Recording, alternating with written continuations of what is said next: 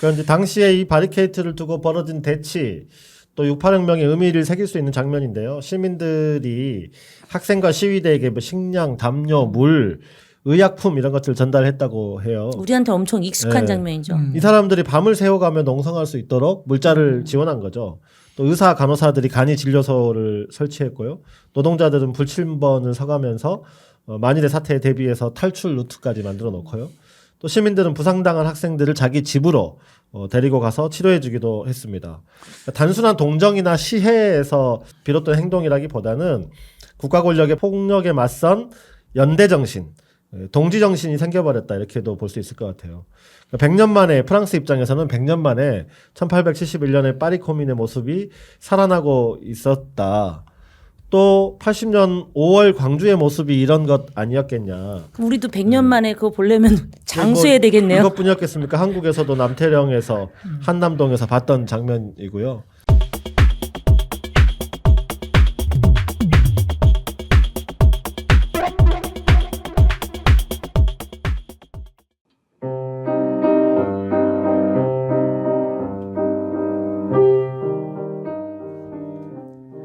당신들의 행동에서 흥미로운 점은 상상력에 권력을 준다는 것입니다.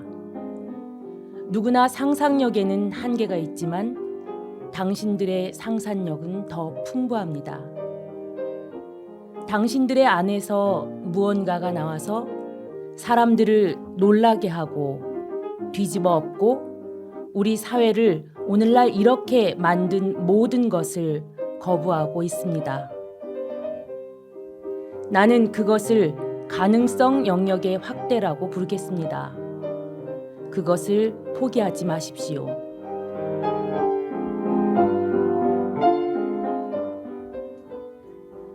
프랑스 6.8혁명 당시 적극적인 지지와 공감을 표현했던 장폴 사르트르가 6.8혁명의 리더였던 다니엘 콘벤디트와의 인터뷰에서 밝힌 말입니다.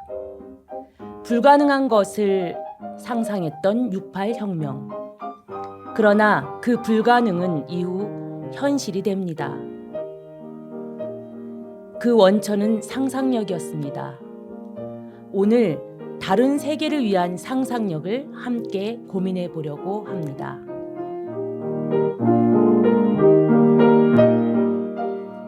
역사 속에서 오늘의 길을 찾는 빨간 방송 붉은 오늘 48번째 에피소드 세계를 뒤흔든 1968년 3부 프랑스의 6.8혁명 그리고 동구의 민주화 투쟁 지금 시작합니다.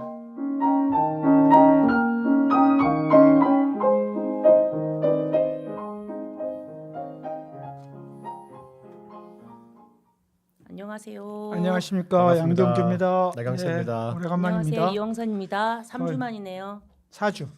네. 4주 만입니다. 중간에 그런가요? 2주차를 한번 뗐으니까 4주 만에 뵙게 됐는데 그 사이에 우리 제일 바쁘셨던 것은 나경채 붉은 오늘 사무국장님이 예, 뭐 선거를 치르시- 대통령 선거 배곡 같은 피부를 잃었습니다. 끝. 고생 많으셨습니다. 네, 제가 오늘 복장에 좀 신경을 쓰고 왔습니다. 복장이 티셔츠에 68이라고 써 있군요. 네. 복장 많이 신경 쓰셔서. 다음번에 제 것도 사이즈는 같은 걸로. 아, 네. 네. 저도요. 네. 김주원 선생님. 김주원 선생님 보내주셨어요. 네. 네. 두 번 더 부탁드립니다. 네, 지금부터 이제 진짜 대한민국 이렇게 당선자가 얘기했는데 저는 지금부터 대한민국은 잘 모르겠고 지금부터 25년 같아요. 뭐냐면 그냥 6개월을 도둑 맞은 느낌? 그래서 남은 6개월은 더 부지런하게 더 열심히 잘 놀아보고 잘 살아보려고요. 네. 하여튼 뭐 대선 때문에 다들 바쁘셨는데 저희 붉은 오늘도 그래서 한 번 건너뛰기도 했는데요. 대선과 6.8혁명 같이 좀 연상해 보면서 3부 네. 시작하도록 하죠. 연상이 안 될 수가 없더라고요 오늘 네. 내용이. 네. 그렇죠.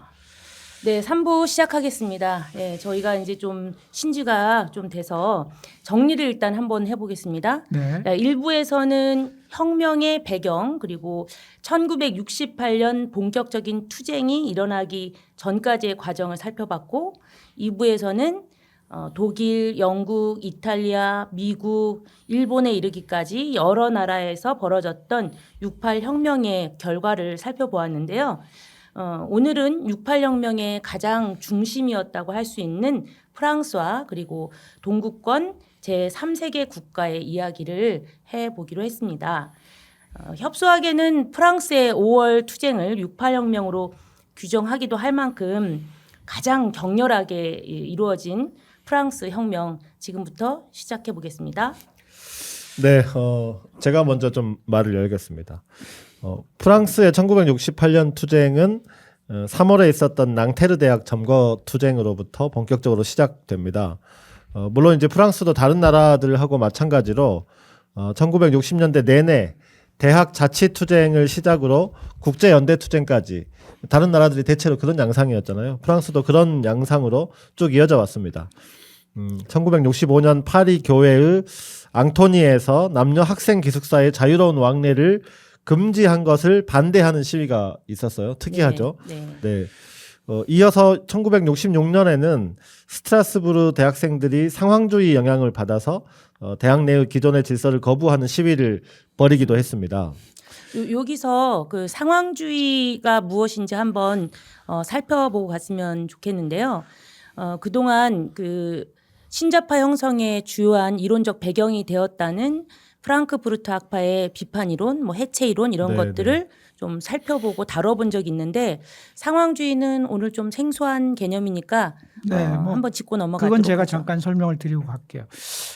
이게 좀 너무 어렵고 추상적인 개념이어서 제 실력으로 자세히 다룰 능력은 없는데 간단하게 말씀드리면요. 이제 이미 우리가 앞에서 언급한 것처럼 신자파 형성에 영향을 미친 비판 이론이나 해체 이론 이런 것들과 비슷하게 기존의 질서, 관습에 대한 저항과 전복을 통해서 새로운 형태의 창의적인 인간 본성을 되찾자라고 하는 것이 그 핵심인데요.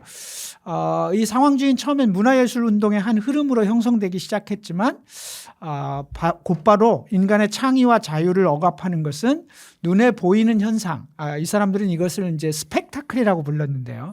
그것이 아니라 그 이면에 숨어 있는 그 본질은 상품을 물신화하는 자본주의 체제에 있다라고 하면서 이 이론, 문화예술 이론을 정치적인 이론으로, 정치 이론으로 확장시켜 갑니다. 그래서 이제 상황주의자들은 인간 해방을 위해서는 자본주의 체제에 대한 저항 운동으로 나가야 하고 이를 위해서는 눈에 보이는 현상은 그게 본질이 아니기 때문에 직접 행동을 우선해서 그 현상에 개입하고 이렇게 해서 조성된 상황, 그 상황을 기반으로 해서 체제를 변혁해 가야 한다라고 이렇게 설명을 하고 있습니다. 상황주의자들의 이런 인식 그리고 실제 이 또 상황주의자들은 그 실천으로 68혁명의 과정에서 주요한 역할을 하게 되는데요. 프랑스에서 영향력이 가장 크기는 했지만 유럽 사회 전체적으로 이 상황주의라고 하는 이름의 일종의 이데올로기, 사조를 따라간 젊은 층들이 많았고요. 이들은 1957년부터 이미 상황주의자 인터내셔널이라는 단체를 결성해서 활동을 해왔습니다. 어렵습니다.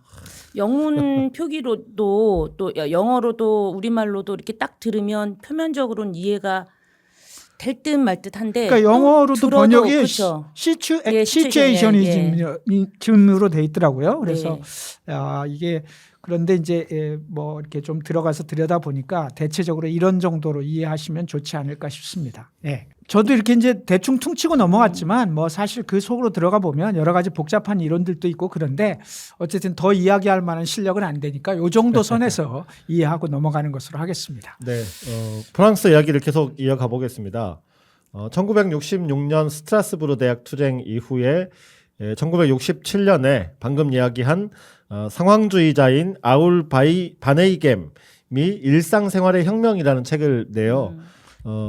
이 일상생활의 혁명이라는 책이 프랑스 학생들에게 아주 깊은 영향을 미치게 되는데요. 일상생활에서의 변혁과 전복이 진정한 혁명이다. 각 개인의 자유로운 상호작용을 통해 새로운 상황을 만들어내면서 기성 권력을 완전히 해체할 수 있다. 이런 내용이 그 핵심적인 그 책의 내용이었고요. 내용이었다는 거죠. 네. 프랑스 학생들은 이렇게 일련의 시위와 상황주의라고 하는 이론을 통해서 점점 기존 질서에 대한 거부와 반감을 높여가고 있었던 반면에 기성세대는 이런 세대 변화를 전혀 읽지 못하고 있었어요. 사실 저도 한번 곰곰이 생각해 보면 잘 이해가 안 될 것 같아요. 이 젊은이들의 이 다른 행동이. 저도 지금 젊은이들의 행동이 이해가 안 네. 아무튼 당시 프랑스는 1958년에 집권한 샤를 드골 대통령이 10년째 통치하고 있었고 이 드골 대통령의 통치 아래에서 사회 안정과 경제 성장을 추구하고 있었는데 청년들은 오히려 권위적이고 비민주적인 것으로 드골의 통치를 이해하고 있었다. 여기에 낮고 보수적인 교육 시스템 그리고 50년대 말에서 60년대 초까지 이어지는 프랑스라고 하는 나라의 제국주의적 민낯을 여실히 보여준 알제리 독립전쟁, 또 60년대부터 시작된 베트남 전쟁, 이런 것들이 학생들의 반감을 더욱 확대시키고 있었습니다. 이렇게 차곡차곡 쌓였던 프랑스 학생들의 불만이 마침내 폭발하고 마는데 그 시작이 낭테르 대학이었다. 이렇게 말씀드리겠습니다. 우리가 마오쩌둥 표현을 빌리자면 뭐 모든 반란엔 다 이유가 있다 이렇게 얘기를 하는데 그러면 낭테르 대학이 파리 제10대학인가요? 네, 나중에 이제 파리 10대학이 네, 되죠. 많은 대학이 있는데 특별히 낭테르 대학에서 이런 시위가 시작된 이유가 무엇일까요? 네, 이유가 있겠죠. 이 낭테르 대학은 1964년에 새로 만들어진 신생 대학이었어요.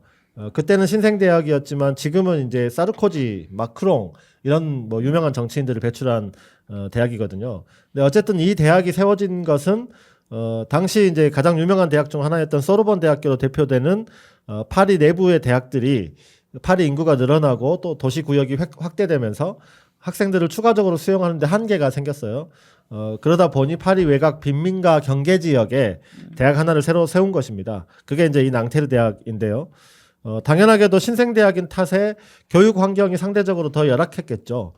여기다가 이제 도심지에 있는 파리의 다른 대학들과는 다르게 벌판에 콘크리트 덩어리가 불쑥 솟아있는 형태였기 때문에 여러 학생들이 상대적 박탈감, 소외감을 느끼기도 했다고 합니다. 또 낭테르 대학에는 파리 내부 대학들에 비해서 상대적으로 노동계급 출신 학생들이 많았고요.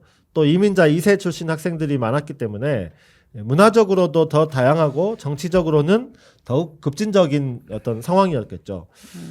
낭테르 대학은 더군다나 다른 학문 분야보다는 인문학과 사회과학으로 특화된 대학이었기 때문에 인문학 사회과학을 제대로 배우면 당연히 비판의식이 높을 수밖에 없지 않겠습니까? 그렇죠. 상대적으로 사회 문제에 대한 깊고 비판적인 학습의 기풍이 있었던 학교가 되었다. 이게 좀 중요한 배경이었던 것 같아요. 하긴 뭐 가뜩이나 이제 그 당시에 프랑스 학생들이 전반적으로 비판의식이 고조돼 있는 상태였는데 또 이렇게 열악한 교육 환경에서 그런 지금의 이런 분위기가 시작될 수밖에 없었겠네요. 네, 이제 그런 분위기에서 투쟁이 시작되는 거죠. 최초 투쟁이 이제 1967년 11월 17일에 시작됐는데요. 낭테르 대학의 사회학과 학생들이 10일간 동맹 휴업에 들어갑니다. 이것은 이제 학생 수의 과밀, 강의실 부족, 원래 이제 낭테르 대학이 갖고 있던 기본적인 문제들이고 그것에 대한 반발로부터 이제 동맹 휴학에 들어가는데요.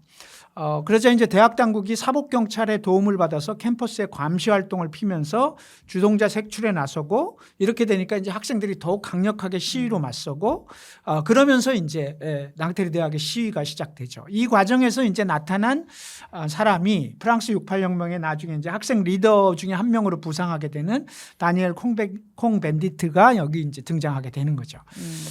그래서 67년에 시작된 시위는 68년까지 지속이 되는데요. 그러면서 이제 교육부 장관이 캠퍼스를 방문하는 것을 교육부 장관 방문 저지 투쟁을 하고 이렇게 나오니까 이제 공권력을 동원해서 장관이 오는데 못 오게 하니까 학교 당국이 뭐 이건 있을 수 없는 일이니까 공권력을 동원해서 탄압하니까 이제 학생들이 여기에 대해서 또 강력하게 반발하죠.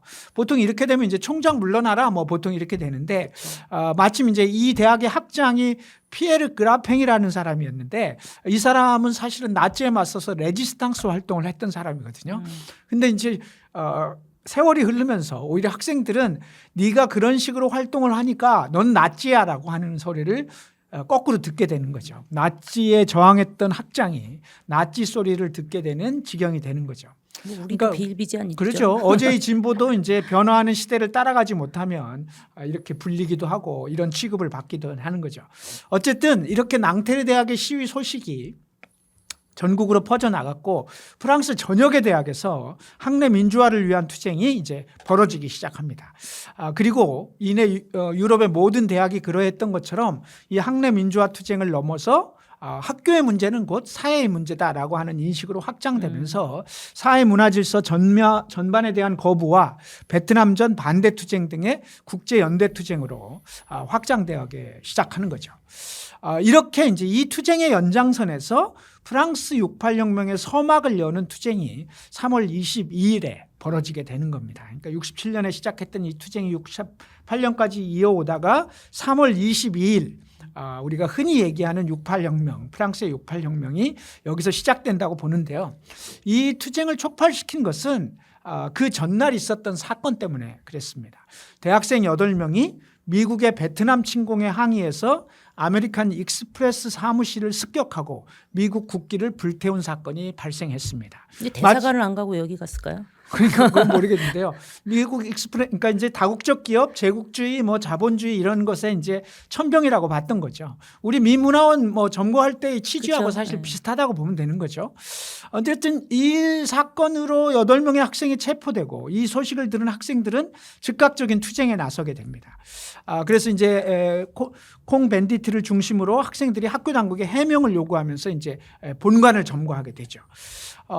투쟁의 시작과 함께 이제 학생들은 자신들의 투쟁의 의미를 밝히는 1,500명의 학생들이 서명한 성명서를 발표하게 되는데요. 그 성명서 내용이라는 게 자본주의 관료주의에 물든 대학에 대한 반대, 대학이 강요하는 지식에 대한 거부, 그리고 노동계급과의 연대 이런 것들을 담아낸 그런 성명서였습니다. 학교는 이제 즉각적으로 4월 1일 휴교를 선포하고 공권력을 요청해서 학생들과 대치가 시작되고 이렇게 돼서 3월 22일 날 시작된 투쟁은 4월을 넘기면서 5월까지 넘어가고 그렇게 되면서 68혁명의 대명사가 되는 프랑스의 5월 투쟁이 시작되게 되는 겁니다. 드디어 5월로 갑니다. 이 방금 얘기한 다니엘 콩 밴디트 이분 지금도 생존하고 계신 분이더라고요. 네, 네. 원래 녹색당 찾아보니까, 창당도 네. 하고 그랬었죠. 네. 네. 80세. 그래서 저는 그거 보면서 이런 거 한번 모셔가지고 붉은 오래 한번 세워보면 좋겠다 그런 생각도 했어요. 네.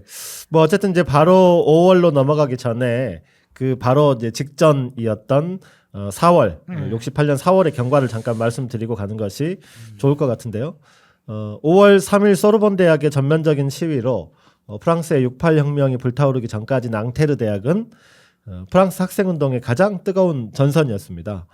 휴교령은 풀렸지만 학생들은 대학 곳곳을 토론장으로 만들었고 대학의 모든 벽은 우리가 익숙하게 봤듯이 낙서와 대자보로 뒤덮였습니다. 그러니까 우리 80년대 학생운동 네, 네. 당시의 캠퍼스 분위기라고 생각하면 될 것 같아요. 네, 뭐 그때 또 우리가 이전에 봤던 전공투 그 바리케이드 그렇죠. 안에 있었던 학생들의 뭐 그런 분위기였다 이렇게 보면 될 것 같아요. 일상의 혁명은 이렇게 시작되고 있었다. 이 과정에서 극우파 학생들과의 격돌도 있었고 또 공산당 중앙위원이 대학 위기에 대한 공산주의자들의 해결 방안이라는 연설을 하러 이 학교에 방문했다가 구좌파의 인식을 그대로 드러내고 말았어요. 이 사람이 뭐라고 했냐면 유복한 마마보이 시위대가 노동자 자식들의 시험을 방해한다 이렇게 말해가지고 쫓겨난 사건도 갈라치기네요. 있었습니다. 네, 쫓겨난 사건도 있었고 또 낭테르 대학의 시위는 전국으로 확대되고 프랑스 전역에서 시위가 벌어졌고요. 이 과정에서 프랑스 학생들의 인식은 완전히 새롭게 확장됩니다. 프랑스 68혁명의 대중적 기반이 이렇게 형성된 것이죠. 네, 드디어 이제 이런 과정을 거쳐서 5월을 맞았는데 우리가 지난 시간에 뭐 여러 나라를 거쳐서 프랑스까지 왔는데 68혁명의 프랑스의 의미는 이런 의미에서도 크지만 또 시의 양상이 그 어느 나라보다도 훨씬 컸었던 것 같습니다. 그러면 이제 본격적으로 드디어 프랑스의 68혁명 이야기를 이어가 보겠습니다. 5월 2일 이제 낭테르 대학의 학교 당국은 휴교령을 발령해서 학교를 아예 폐쇄해 버립니다. 그러니까 이제 다니엘 콩 벤디트를 비롯한 학생 8명에 대해서 그리고 징계 방침까지 발표를 하게 되는 거죠. 학생들이 이제 학교가 폐쇄되니까 그리고 공권력이 전부 상주를 해버리니까 거리로 뛰쳐나오게 된 거죠. 그래서 파리의 대학생들과 함께 거리 투쟁으로 가게 되는데요. 일단 이 학생들이 먼저 찾아간 곳이 어디였냐면 소르본 대학으로 합류하게 됩니다. 그래서 이제 소르본 대학에 파리 시내의 대학생들이 모두 합류를 하게 되는 거죠. 그래서 이제 그 시위를 하면서 낭테르 대학의 폐쇄를 철회하고 학내 민주주의를 확립하고 경찰들로 하여금 캠퍼스에서 떠나라라고 하는 요구를 하게 되는 거죠. 소르본 대학은 뭐 훨씬 더 유서가 깊은 대학이었기 때문에 더 좋은 시설을 갖추고 있었지만 보수적인 대학 운영과 관련해서는 뭐 큰 차이가 없었던 거죠. 그래서 이제 낭테르 학생들이 쫓겨나서 일로 와서 같이 모이고 학생들이 파리 시내 대학생들이 모여서 다 이런저런 얘기를 하다 보니까 우리도 똑같아라고 된 거죠. 그래서 다 공감을 하게 되고 그러면서 이제 토론도 하고 또 이렇게 하면서 그 자체가 아주 과격한 표현은 아니었는데 어쨌든 학생들이 이렇게 모여 있으니까 이번에 이제 소르본 대학의 대학 당국에서 또 다시 공권력을 요청을 하게 되는 거죠. 그래서 이제 소르본 대학에 진입을 시작하게 됩니다.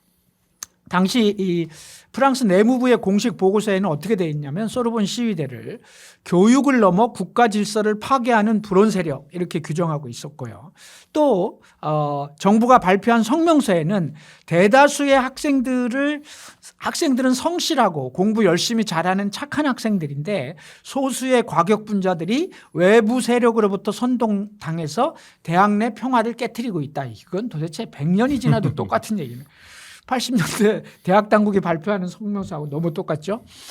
이런 담화를 발표합니다. 그러니까 경찰의 진압 작전으로 이렇게 되니까 이제 시위는 무력 총돌로 변했고 평화 시위였는데 무력 총돌로 변했고 결국 시위대는 해산당하고 소르본 대학도 폐쇄가 됩니다. 이제 갈 때는 딱 한 군데 남은 거죠. 거리로 나올 수밖에 없었죠. 어쨌든 이 충돌 과정에서 600명 가까이 되는 시위대가 체포당하고 100여 명이 넘는 인원이 부상을 당하게 되죠. 네. 두 분 뭐 누구보다도 이런 시위를 많이 경험하셨을 텐데 듣다 보니까 저는 1학년 딱 입학했을 때 이미 학교가 등록금 투쟁을 시작하고 있었어요. 총학생회가. 그래서 그때부터 파업해서 5월 전체 학년이 유급될 위기까지 수업을 하루도 못하고 대학 내에서 선 후배들끼리 동아리하고 뭐 그래서 저는 등록금을 선배들한테 줬어야 되는 거 아닌가 이런 생각을 했었거든요. 안 봐도 이 상황이 다 그려지네요. 네. 근데 지금 보니까 진압이 이렇게 되는 과정이 있으면 또 시위의 양상이 좀 진정세를 보이기도 하는데 이후에 어떻게 됐나요? 이제 이런 거를 조금 어려운 전문 용어로 풍선 효과라고 하는데요. 낭테르 대학을 폐쇄하니까 소르본 대학으로 가잖아요. 근데 소르본 대학도 폐쇄했어요. 그럼 어디로 가냐면 거리로 가는 겁니다. 그러니까 시청 앞에서 데모 못하게 하면 광화문으로 가는 거고, 그렇죠. 예. 광화문이 어려우면 안국역으로 가는 거거든요. 네, 그래서 소르본 대학이 폐쇄되니까 학생들은 바로 이제 그날 3일 오후에 거리로 진출을 합니다. 문제가 더 커지는 거죠.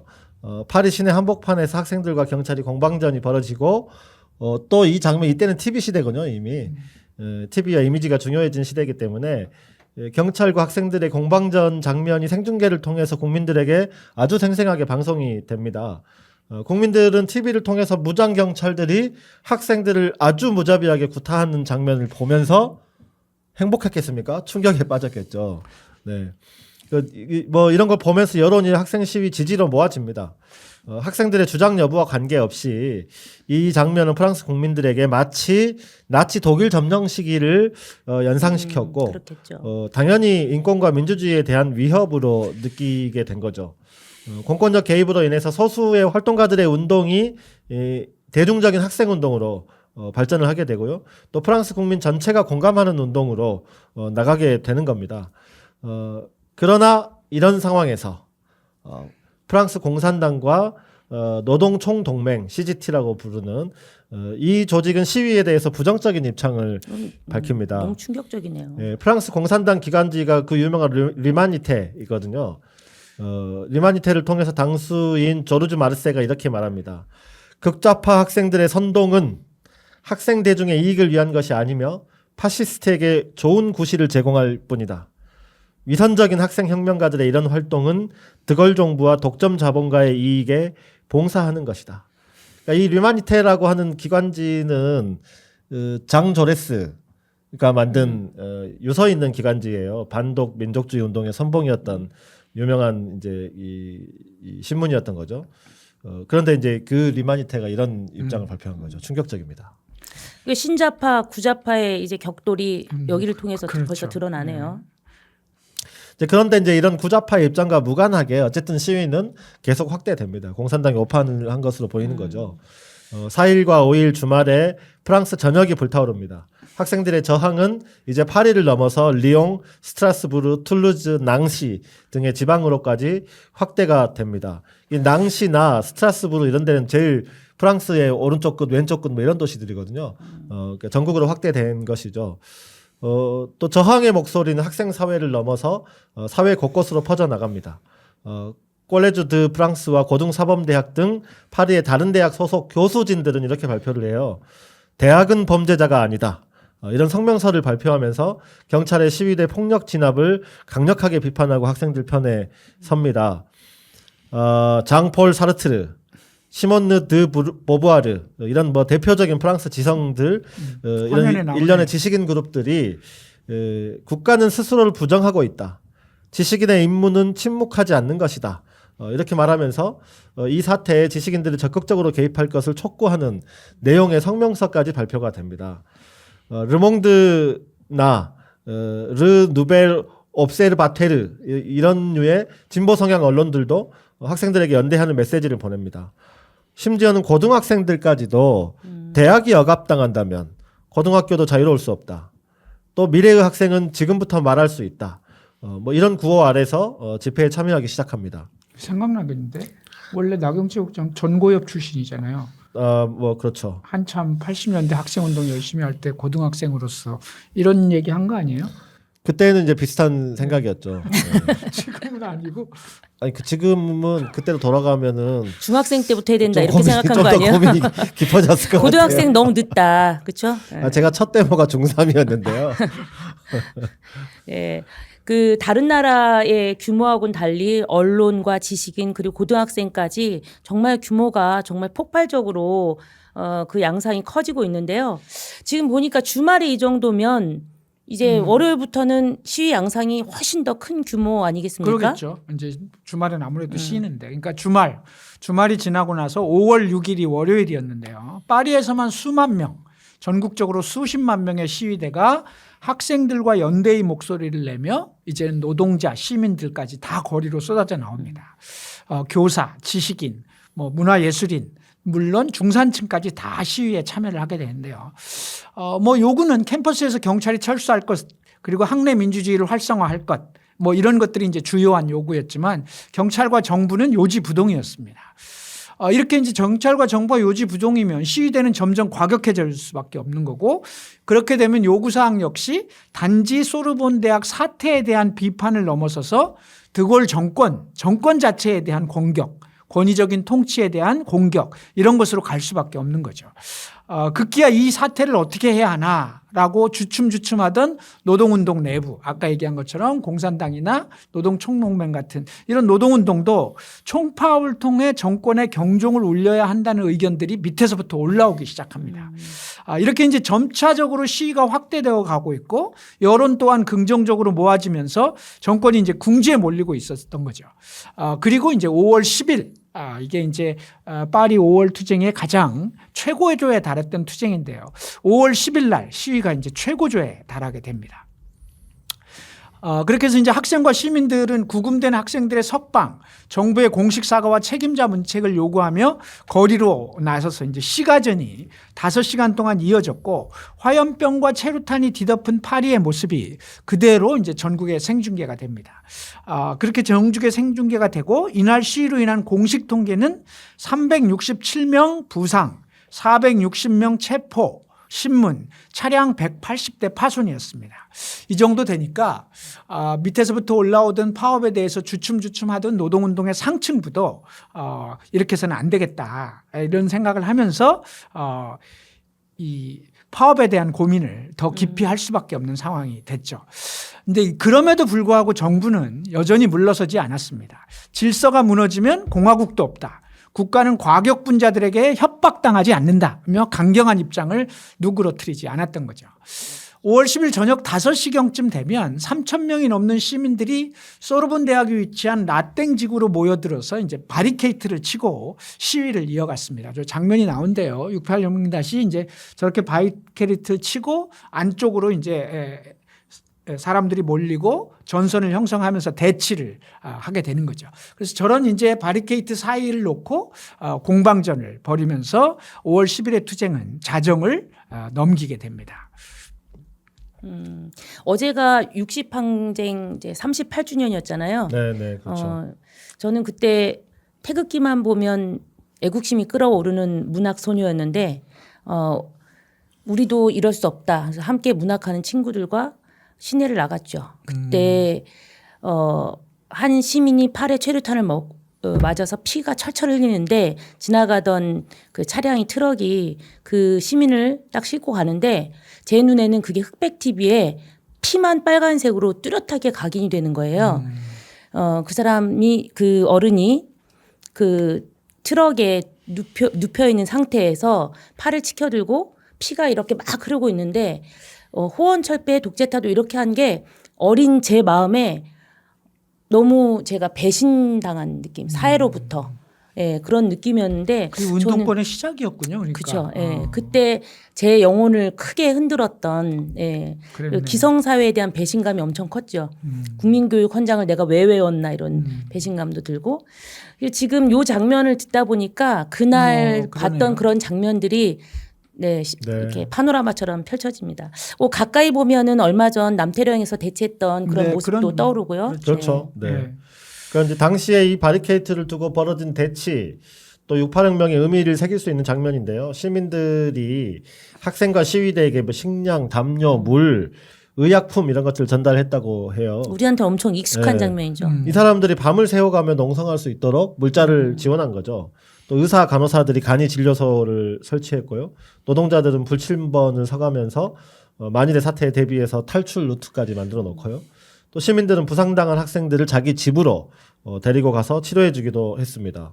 그러니까 단순한 동정이나 시해에서 비롯된 행동이라기보다는 국가 권력의 폭력에 맞선 연대 정신, 동지 정신이 생겨버렸다 이렇게도 볼 수 있을 것 같아요.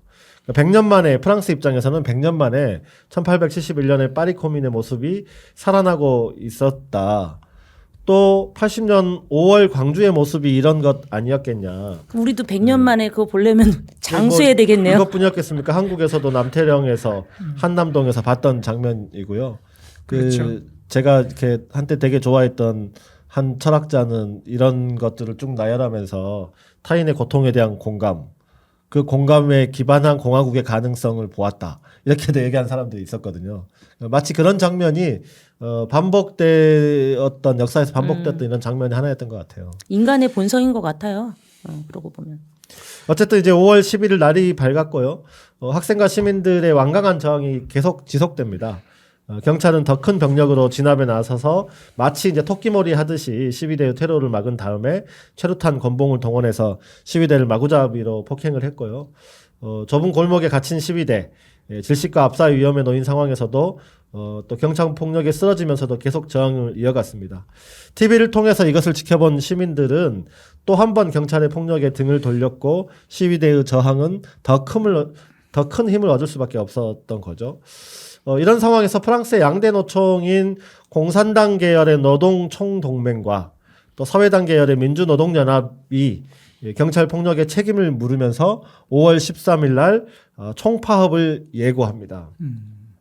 물론 당시의 총파업 예고는 시민들이 경찰의 폭력에 대한 분노가 커지고 또 현장의 단위 노동조합들이 동참 여부가 높아지면서 나온 것이지 아까도 앞에서도 말씀드렸듯이 학생들의 요구나 시위 자체에 대해서 이들 노동 조직이 본질적인 동의와 지지를 보냈던 것은 안타깝게도 아니었다. 다만 그렇다고 해도 이런 노동운동의 입장 표명은 정부를 압박하는 요인은 충분히 됐다 이렇게 평가할 수 있을 것 같아요.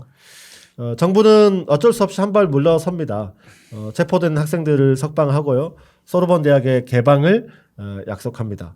학생들은 다시 학교로 돌아왔지만 이것으로 결코 끝날 정도의 일은 그렇죠. 아니었죠. 학생들이 이제는 대통령 드골의 사임을 요구하면서 아주 전국적인 시위를 계속 이어간 것이고 노동조합도 계속해서 파업투쟁에 들어갑니다. 이때부터 학생들이 내세운 구호는 이제 뭐 그 학내 뭐 이런 걸 넘어서서 10년 그것으로 충분하다. 여기서 10년이 뭐겠습니까? 드골의 통치 기간을 그렇죠. 말하는 것이거든요. 드골이 집권한 것이 58년 5월 13일이었기 때문에 물러나라라고 하는 표현을 하기 시작한 것이죠.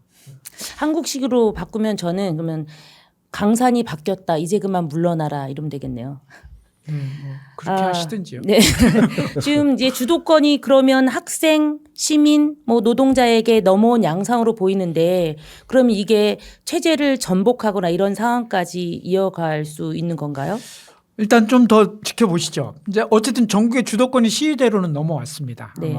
다시 개방된 소르본 대학은 학생, 노동자, 시민들의 해방구가 되었고요. 이걸 이제 이 소르본 대학이 라땡에 있었기 때문에 라땡 해방구라고 이제 얘기할 수 있는데요. 라땡 해방구에서 노동자들이 점거한 공장에서 그리고 학생과 노동자들은 과거 자신들을 에워쌌던 계급적 구분에서 벗어나 하나가 되었습니다. 전국 곳곳에서 노동자와 학생들이 함께하는 수백여 개의 학습 모임과 워크숍, 문화제 이런 것들이 자발적으로 생겨났고 학교와 공장은 물론 기회가 되는 그 어느 곳이든지 모여서 책을 읽고 토론을 하고 포스터와 유인물을 함께 만들고 영화를 감상하고 음악을 연주하고 뭐 함께 어우러지는 그래서 이제 공동의 투쟁 목표에 의해 묶인 일시적 공동체를 넘어서서 이후 프랑스의 삶, 이 뭐 프랑스의 미래, 혹은 우리들의 대안적인 삶 이런 것들을 함께 고민하고 실천하는 소위 생활 공동체가 이렇게 이제 시작되는 거죠. 노동 현장도 마찬가지였는데요. 노동자들이 해방구로 만들기 시작합니다. 그래서 5월 14일 낭트의 국립항공기 공장 노동자들의 파업과 공장 점거, 15일에 르노 자동차 파업 이런 것들이 이제 이어지기 시작했습니다. 특히 프랑스 산업의 상징과도 같았던 르노 자동차의 파업의 파급 효과는 무지하게 컸던 거죠. 그랬겠네요. 그래서 이제 전국에 이 르노 자동차의 파급 효과로 전국의 파업의 물결이 줄을 이었고 5월 17일에 파업 참여자는 20만여 명에 이르고 금속, 교사, 운수, 항공, 통신, 보건, 뭐 공공기관까지 프랑스 전국의 모든 산별과 업종의 노동자들이 무려 1,000만 명 가까이가 일손을 멈추고 거리로 쏟아져 나오게 됩니다. 우리식으로 따지면 금속노조, 전교조, 공공운수노조. 근데 교사가 사실 파업하기는 굉장히 어려운데 그렇죠? 그렇죠. 프랑스 규모가 경제활동 어마어마하네요. 인구가 당시 2천만 명이었다고 하니까 꼭 조합원들만이 뛰어나왔다라고 하는 것이 아니라 그렇죠. 일반 노동자들까지 포함해서 1,000만 가까운 사람들이 전국적으로 이제 했다고 하는 거죠. 어쨌든 당시 총파업의 성격도 단순히 출근을 거부하고 시위를 참여하는 것이 아니라 공장과 직장 내부를 점거하고 작업장별 노동자 평의회를 결성하고 그리고 노동자의 자치, 자주관리 이런 것들을 내놓는 거죠. 이건 사실 이때부터 이제 노동자들은 주요한 요구로 자주관리를 내세우기 시작하는데요. 종래 프랑스 노동운동 혹은 자본주의 체제에서는 상상도 할 수 없었던 파격적인 요구였던 거죠. 당시 노동조합들의 팜플렛에 나온 구호가 이런 건데요. 산업과 행정의 군주제는 자주관리 토대 위에서 이제 민주적으로 대체되어야 한다라고 하는 말이 하게 되는데요. 이것은 이제 기성 질서에 대한 전면적 거부를 이렇게 이제 학생들도 이렇게 얘기하고 노동자들도 이렇게 얘기하고 이렇게 함으로써 프랑스의 5월 투쟁은 학생운동과 노동운동이 하나의 공동의 목표로 결합되어 가고 있음을 확인시켜 주는 것이었다 이렇게 볼 수 있습니다. 그 우리나라도 이런 총파업 때 보면 보통은 이제 표면적으로는 유화책을 제시하고 또 한편으로는 강경책을 제시해서 구속하고 뭐 이러잖아요. 그럼 이렇게 큰 규모에서 지금 프랑스 정부가 굉장히 대책 마련에 고심했을 것 같은데 뭐 어떤 대책을 세우고 있었습니까? 네, 이제 방금 말씀하신 뭐 그런 부분은 동서와 고금이 비슷한 것 같아요. 드골 대통령은 겉으로는 학생들의 요구에 대한 개혁을 얘기를 하고 또 그렇다고 공화국 자체를 붕괴하려는 시도는 용납할 수 없다. 뭐 이렇게 이제 강경한 입장을 누그러뜨리지는 않습니다. 그러면서도 또 한편에선 유화책을 내놓기는 해요.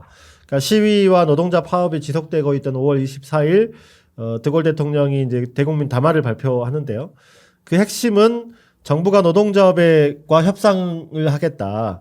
또 대통령의 당신들이 요구하는 대통령 사임 문제는 대통령의 신임을 묻는 국민투표를 실시해서 국민의 뜻에 따르겠다 이런 입장을 발표하는 거죠.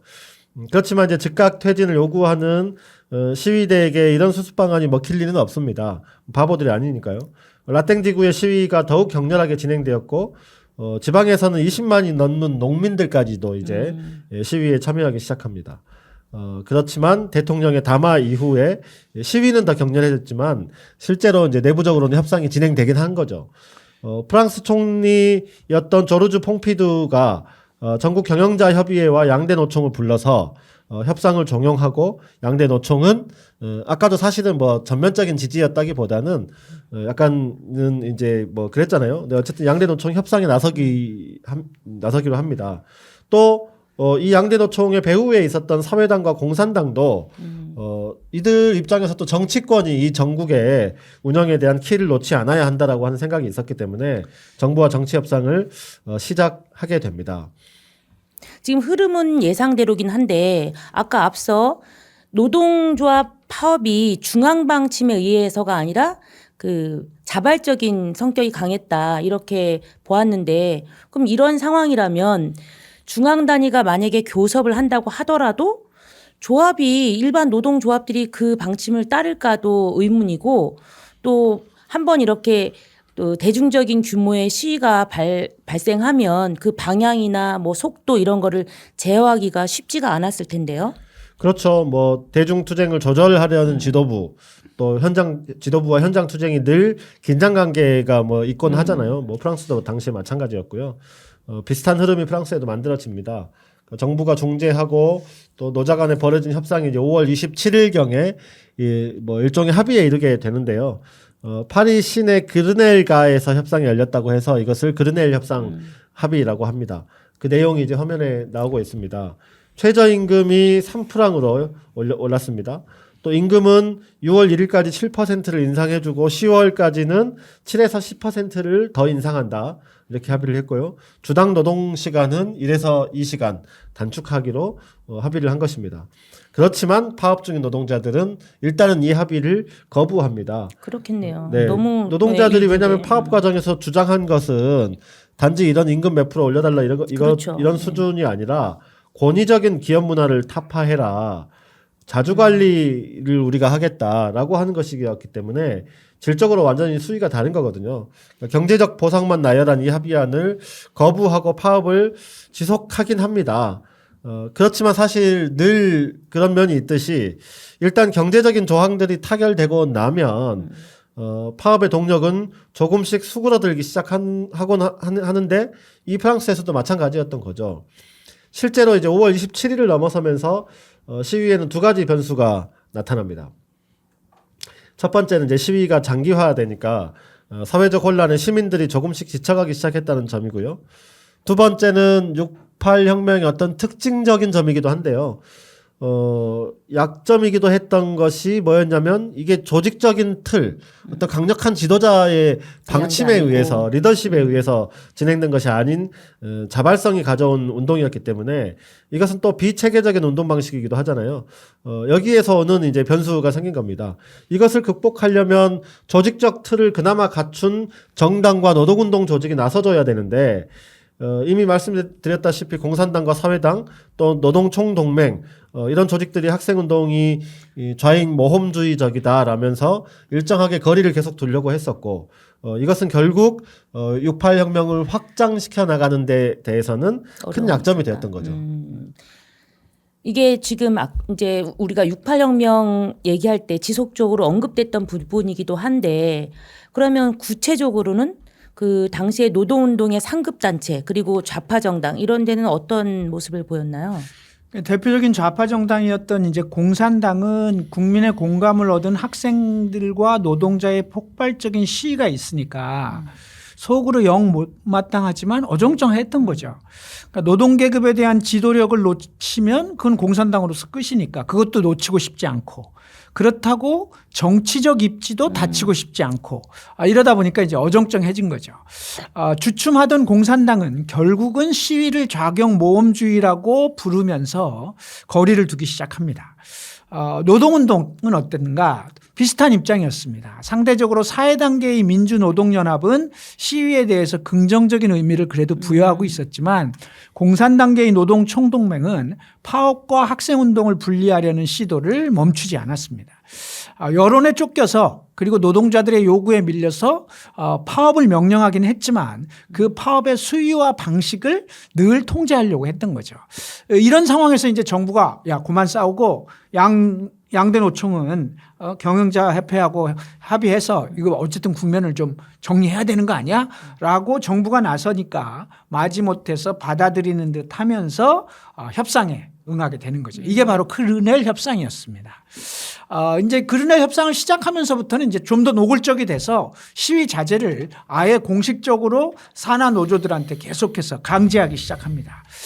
논리는 이런 거였어요. 이렇게 계속 사회적 혼란을 만들면 결국 장기 집권하면서 독재로 가고 있는 드골 정부를 도와주는 꼴이다. 그러니까 드골 정부에 대한 공동 대응을 위해서라도 파업은 자제하는 게 좋겠다라고. 너무 이렇게 익숙한 익숙한 거죠. 그러니까 짐짓 좌파인 척하는 정치 세력이 늘 하는 식의 선전이었습니다. 근데 그르넬 협상이 진행되는 과정에도 파업이 멈추지 않자 공산당은 또 한 번 르마니테에 노골적으로 노동자들이 시위에 절대로 참여하지 말라고 이렇게 주장을 하게 됩니다. 제가 그 르마니테에 났던 공산당의 주장을 한번 읽어보겠습니다. 저기 이제 르마니타 신문의 제호인데요. 노동자들의 등 뒤에서 엄청난 계획이 진행되고 있다. 이 계획은 그르넬 협상에 저항할 것을 목표로 하고 있다. 따라서 공산당은 5월 27일 학생들이 주도하는 시위에 노동자들이 절대로 참여하지 않기를 호소한다. 우리는 드골에게 백지수표를 주고 싶지 않다. 이렇게 파업의 불참을 아예 공식적으로 강제하게 됩니다. 오래전부터는 이제 혁명과는 거리를 두면서 개혁주의, 삼인주의의 길을 가던 프랑스 공산당. 스탈린 체제는 문제가 있다. 이것에는 동의를 했지만 계급혁명이라는 혁명성을 거세한 지는 오래됐었죠. 그래서 또 신좌파들로부터 비판을 받기도 했었고요.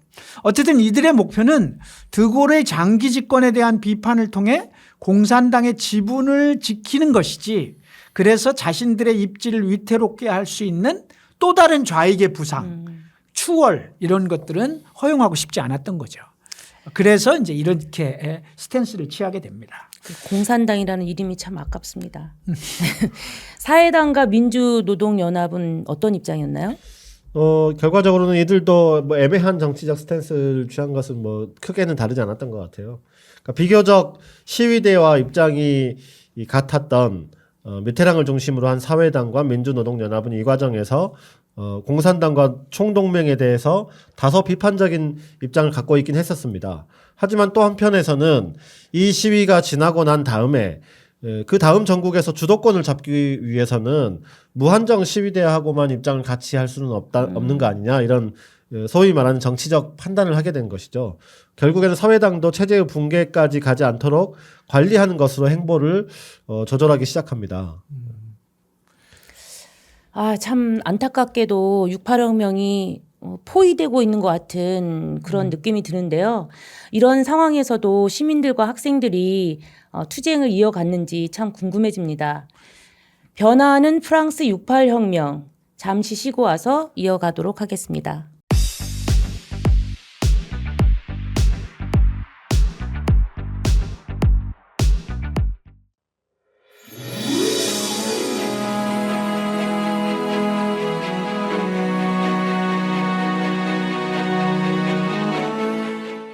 여러분은 지금 붉은 오늘 양경규, 나경채, 이영선과 함께하고 있습니다.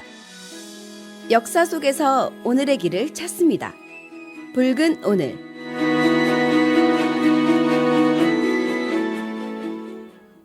네, 10분 동안 안녕하셨어요? 저희 돌아왔습니다. 네. 그럼 어떤 변화가 일어났는지 계속 진행하도록 하겠습니다. 네, 이제 그르넬 합의가 5월 27일 날 있었잖아요. 이제 그 이후에 확실히 상황이 변하기 시작합니다. 정부는 시위 동력이 조금씩 떨어지는 것을 보면서 자신감을 어느 정도 회복하기 시작하는데요. 이런 와중에 5월 29일 아침에 드골 대통령이 갑자기 사라져요. 엘리제 궁에서 없어져 버렸어요.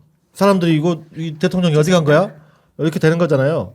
근데 대통령이 갑자기 사라지니까 프랑스 전역에 뭐 곳곳에서 무슨 소문이 나기 시작합니다. 그럴 거 아닙니까? 아무리 프랑스는 총리 있고 대통령이 있는 나라지만 외교와 국방을 담당하는 대통령이 갑자기 어디로 가버린 거예요. 또 뭔가 심상치 않아요. 그렇죠. 약간 어디로 이러면 가버렸을까요? 계엄령 이런 생각이 들죠. 도망갔나? 망명 갔나? 시위가 사그라들고 있는데. 계엄령 준비하고 있다니까요. 네, 그래서 이제 뭐 대통령이 물러나고 서독으로 망명을 준비한다더라 뭐 이런 요새 말로 하면 막 찌라시 같은 게 막 도는 거죠. 근데 이제 어디로 갔냐면 서독의 바덴바덴이라는 도시에 주둔하고 있는 주독 프랑스군 총사령관 자크 마수를 만나러 간 것으로 확인이 돼요. 이러니까 이제 주 서독 프랑스군을 이끌고 계엄령을 선포해서 친위 쿠데타를 일으키러 그 준비 때문에 간 거 아니냐 이런 소문이 나고요. 또 뭐 군부와 어쨌든 정권 간의 친분을 과시해서 보수 유권자들을 집결시키려고 하는 거 아니냐 뭐 이런 소문도 해석이 분분하게 나오는 것이죠. 그 해석이 무엇이든 간에 적어도 드골 입장에서는 당시의 시위가 정권을 붕괴시킬지도 모른다. 이런 이제 걱정과 두려움에 휩싸인 거고 이것을 막기 위해서는 최소한 군부와의 친분, 접촉을 유지하고 있어야 된다. 뭐 이런 퍼포먼스가 생긴 거죠. 한국판으로 말해보자면 경고를 한번 한 것이죠, 대통령이. 네. 너무 그런 익숙합니다. 거죠. 네. 네. 그 다음 날에 이제 5월 30일 오후 4시 30분에 프랑스로 돌아온 드골 대통령이 라디오로 5분 정도 분량의 대국민 담화를 발표하는데 화면에 그 요지가 나올 텐데요. 네, 이제 이렇게 발표를 합니다. 첫째, 나는 여전히 공화국의 정당한 대표다. 따라서 나에게 위임된 권한을 행사하는데 주저함이 없을 것이다. 세죠. 딱 군부 만나고 와서 세지는 겁니다. 현 사회 위기를 타개하기 위해서 국회를 해산하고 조기 총선을 실시해서 프랑스 국민들에게 재신임을 물을 것이다. 자신감에 차이는 거죠. 공산주의자 시위대가 촉발한 무정부 상태에 프랑스 국민들이 더는 좌고우면하지 말기를 바란다. 모든 국민은 군경을 믿고 질서 유지에 임해주기를 바란다. 이렇게 4가지 담화문을 발표해요. 제가 어렸을 때 중학교 때인가 십자말풀이를 하는데 모르는 게 있지만 물어보면 이제 혼나겠죠. 너무 공부를 안 하고 이럴까봐. 근데 초성 힌트가 있었습니다. 디귿 기억이었어요. 근데 이거를 그 당시 인터넷이 없으니까 드골을 맞추는데 굉장히 오랜 시간이 혼자서. 그런데 저는 그때 그 나중에 학교에서 뭐 존경하는 인물을 쓰라 그랬는데 있어 보이려고 드골 딱 썼거든요. 굉장히 저는 이번에 이거 읽으면서 나 부끄러웠습니다. 네. 지금 이거 담화문을 보니까 뭐 절대로 물러설 수 없다. 이런 의지가 너무 확고하게 보이는데요. 그러니까 결국은 자기는 잘못한 거 없고 다 빨갱이 탓이다. 이런 거 아니겠습니까? 그러면 어차피 의원 내각제 하에서 조기 총선이 뭐 큰 양보라고 할 수도 없는 건데 뭐 이쯤 되면 이제 윤석열 담화문이 좀 떠오르죠. 네, 거의 그 분위기. 거의 그 분위기네요. 네. 시위에 참가했던 청년 학생들과 노동자 시민들 담화문을 듣고 아이고 우리가 잘못했구나 이랬겠는가 더 분노했죠 당연히.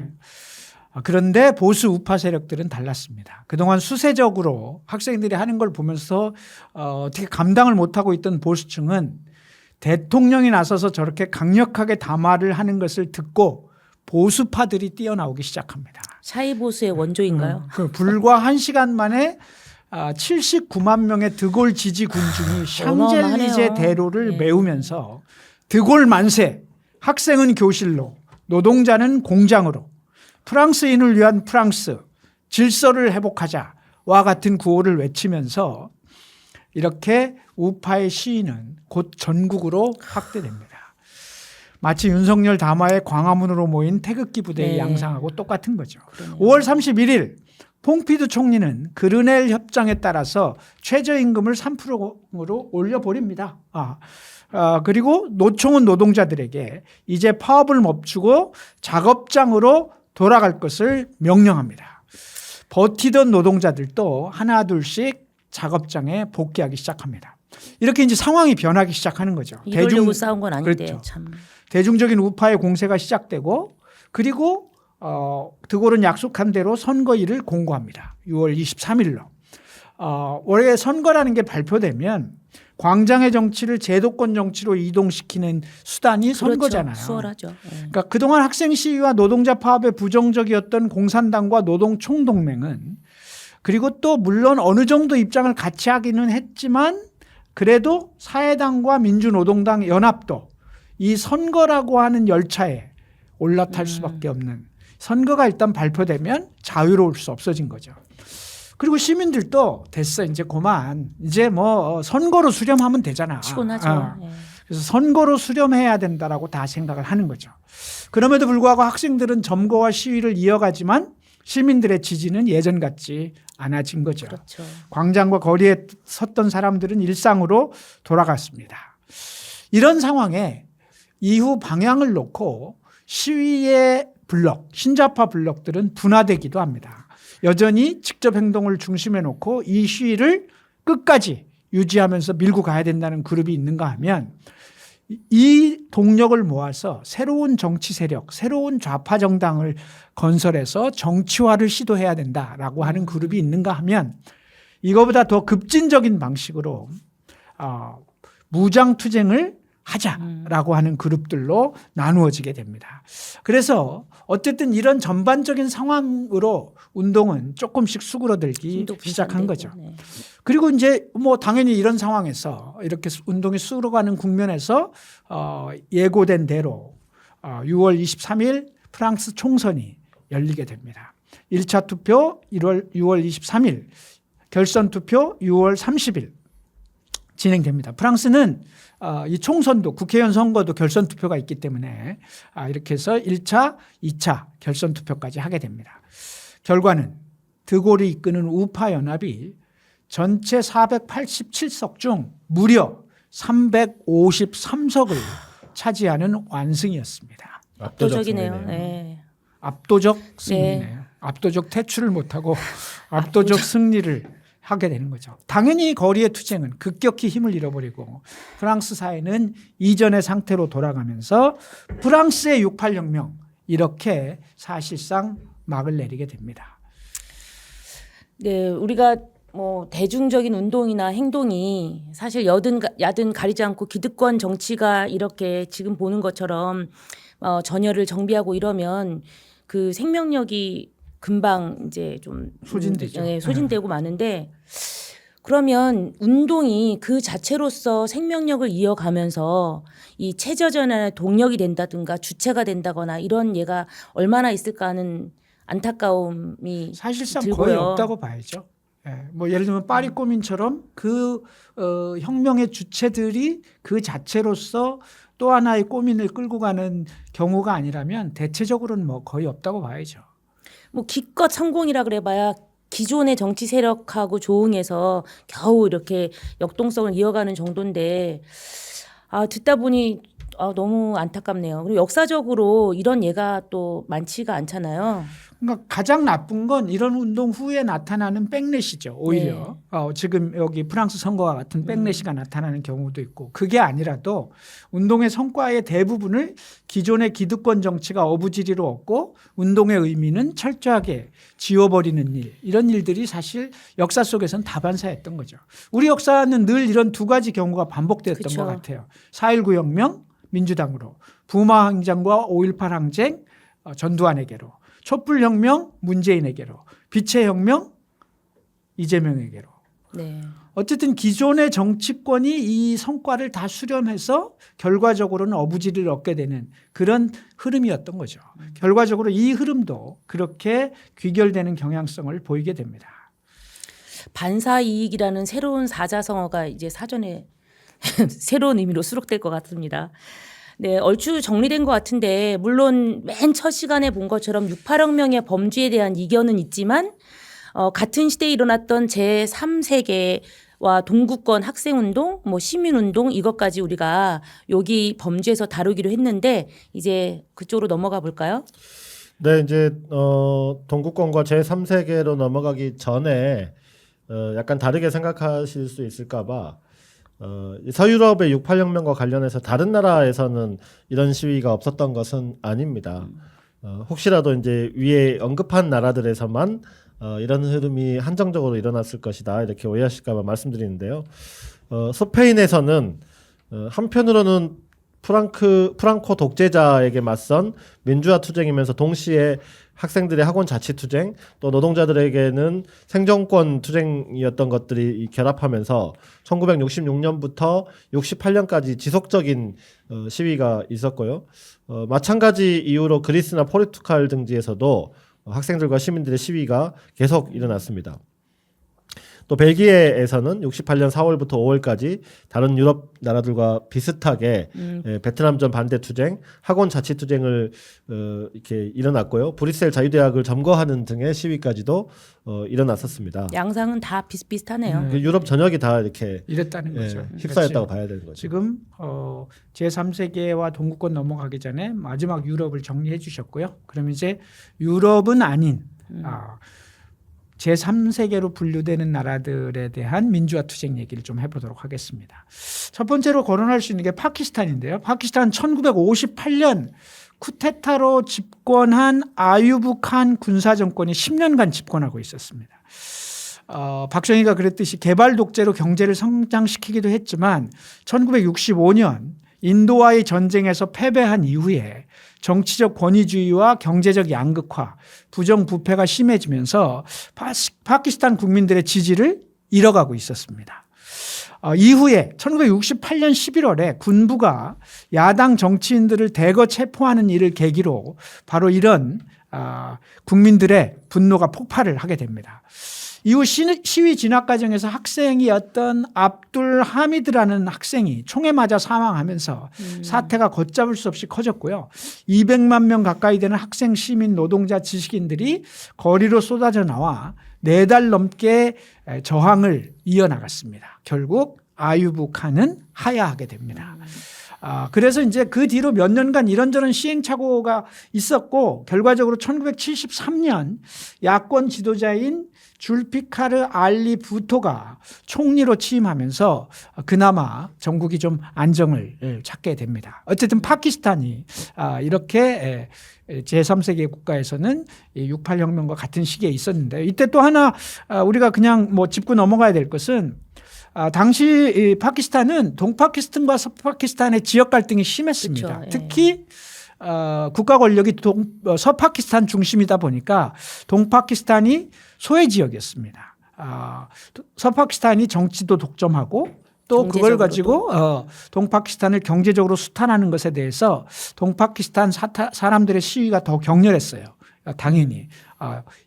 원래 자기들의 불만까지 겹친 데다가 아유브 칸에 대한 도전이 격렬했는데 이런 시위를 통해서 이제 축적된 반정부 정서가 이후 동파키스탄의 독립투쟁에 중요한 동인으로 작동을 하게 되고 결국 동파키스탄은 1971년 방글라데시로 독립을 그렇죠. 하게 됩니다. 그래서 지금 파키스탄이 하나 있고 방글라데시가 있는데 이게 원래는 같은 나라였다. 동파키스탄, 서파키스탄 이해를 하시면 될 것 같습니다. 네, 뭐 한편 이제 6.8혁명은 뭐 남미도 예외가 아니었는데요.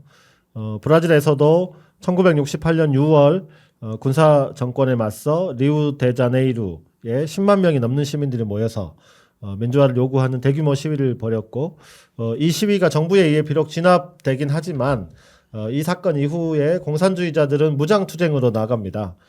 브라질은 이후에 군사정부의 강력한 통제 정책이 시행되었죠. 네. 멕시코 또한 더 격렬한 양상으로 시위가 진행됐어요. 규모가 어마하네요. 멕시코에는 아주 오랫동안 집권을 했던 제도혁명당이라고 하는 당이 있었거든요.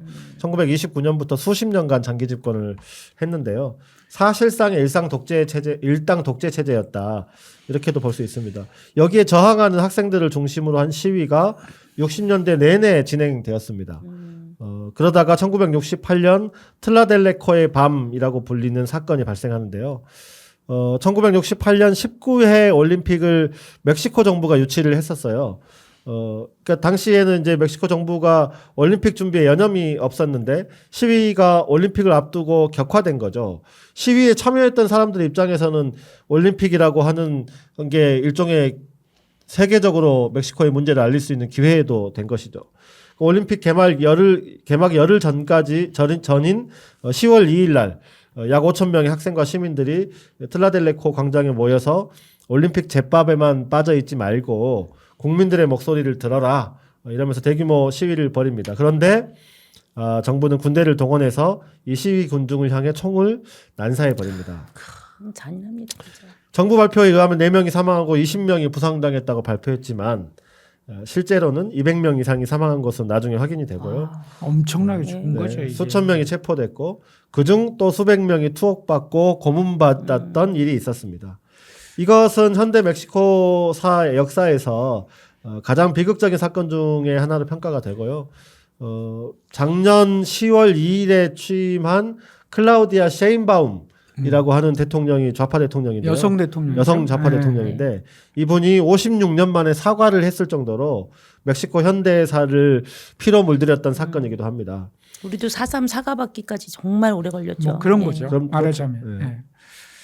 멕시코 올림픽은 뭐 그럼에도 불구하고 예정대로 개최되기는 했습니다. 근데 이 올림픽도 68혁명이라고 하는 세계적인 흐름을 피해가진 못했죠. 시위도 그랬지만 이 올림픽위원회가 인종차별 국가인 남아공의 참가를 허용합니다. 이게 남아공의 인종차별이 유명한 아파르테이트. 네, 그때 그랬죠. 그랬는데 올림픽위원회가 참가를 결정하니까 해도 좋다 이렇게 허가를 하니까 아프리카와 아시아의 50여 개국이 멕시코 올림픽을 안 가겠다라고 보이콧 선언을 하게 됩니다.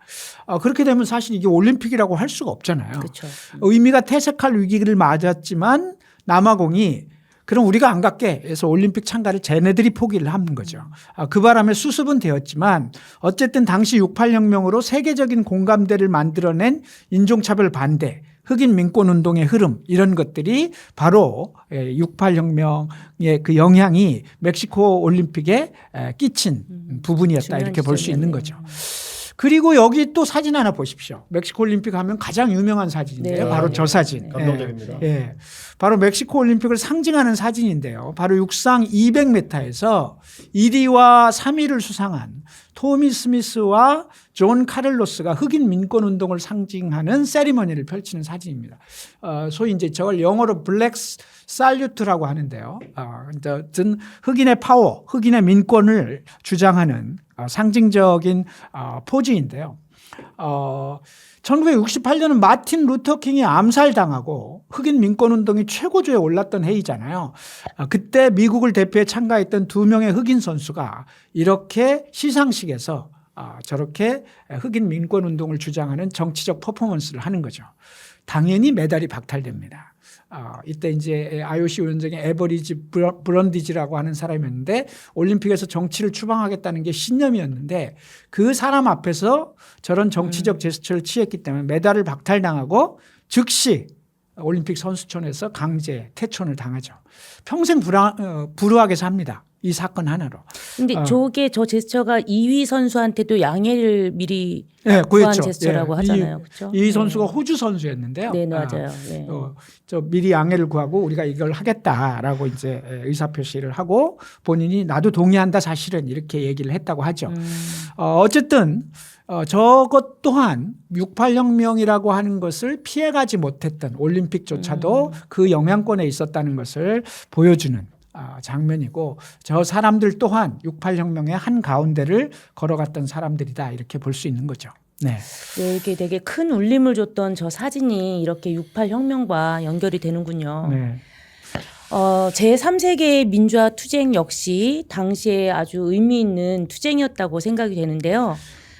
성격과는 뭐 우리가 여태까지 지금 살펴본 6.8혁명과는 성격이 좀 차이가 있기는 하지만 어쨌든 이것도 6.8혁명의 한 맥락이었다 이렇게 보고 있는 거죠.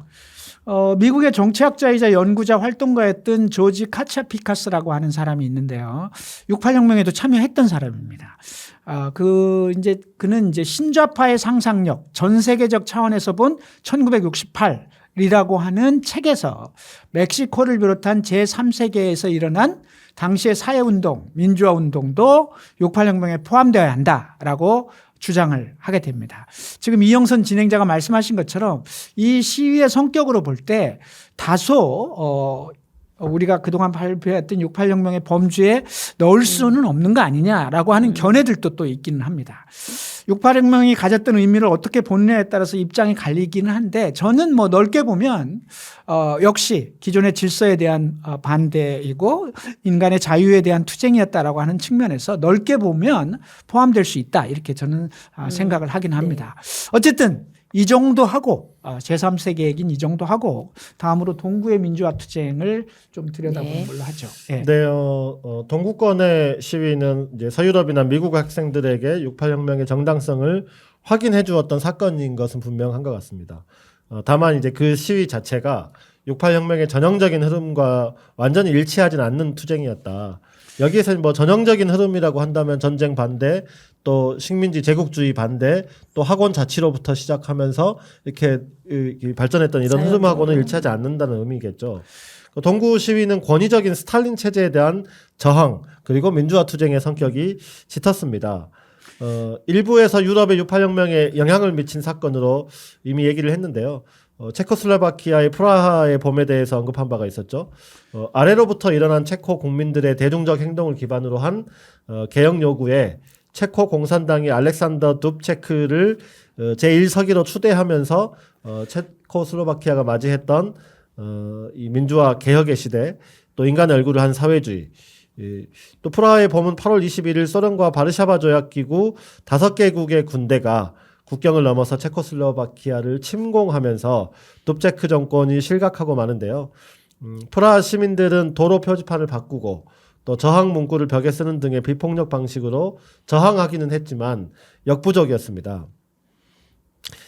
속으로 프라하 모델의 성공을 기대했던 동유럽 공산권의 시민들에게 이것은 큰 충격이었죠. 사회주의 국가가 사회주의 국가에게 총뿌리를 겨눈 사건이었거든요. 1956년의 헝가리 혁명 때하고는 또 다르게 체코슬로바키아 공산당 주류가 소련 주도 질서에서 벗어나겠다라고 하는 의도도 보이지 않았기 때문에 그런 침략의 명분도 존재하지 않았었거든요. 그러니까 비록 공산주의 체제의 권위주의 때문에 유의미한 수준의 시위나 항쟁은 없었지만 시민들은 시위대의 수기, 서신, 또 반체제 작가의 소설이나 희곡을 돌려 읽는 식으로 간접적으로 연대를 표했습니다. 그래서 이 시기에 동구권 문학이 유명한 게 꽤 있어요. 그렇죠.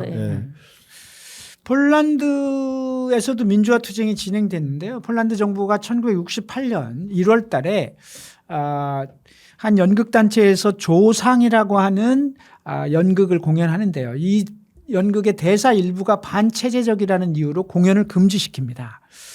그래서 공연이 금지됐기 때문에 할 수 없이 마지막 공연을 하게 되는데요. 이 마지막 공연에 참여했던 300명이 공연이 끝나고 나서 항의 표시로 거리 행진을 합니다. 시위라기보다는. 근데 이 단순한 거리 행진에 대해서 경찰이 학생 2명을 연행하자 바르샤바 작가연합이 강력하게 항의 집회를 열고 이내 스탈린식 공산체제에 불만이 있던 시민들로 확산되면서 이것도 역시 전국적인 시위로 되게 됩니다. 더군다나 이 시기가 마침 이웃나라 체코슬로바키아에서는 이미 프라하의 봄이 진행되고 있던 시기잖아요. 아직 소련군이 오지 않았을 때니까. 이런 분위기 속에서 체코슬로바키아 학생들이 3월에 공산주의 청년대회를 폴란드에서 하게 되거든요.